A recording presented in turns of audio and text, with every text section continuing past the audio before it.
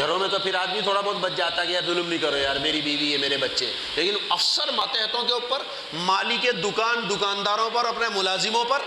فیکٹریوں کارخانوں کے اندر، اور عام سرکاری یا پرائیویٹ اداروں میں ملازموں پر، ایک دوسرے جو بڑے ہوتے ہیں، بڑے جو اوپر والا ہوتا ہے، بس وہ سمجھتا ہے نیچے والے پر ظلم کرنا میرا حق ہے،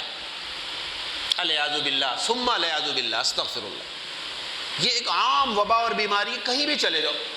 آپ موٹر سائیکل مکینک کے پاس چلے جاؤ، گاڑی کے مکینک کے پاس چلے جاؤ، کسی رنگ ساز کے پاس، دھوبی کے پاس، کسی پلمبر الیکٹریشین کے، کسی اس کے پاس جو بچہ ہوگا نا ماتحت کام کر، دیکھیے جانوروں جیسا سلوک کرتے ہیں ان کے ساتھ، اتنی بری طرح سے دھاڑتے چلاتے ہیں اور اتنے نفرت کے الفاظ استعمال کرتے ہیں کہ الامان الحفیظ،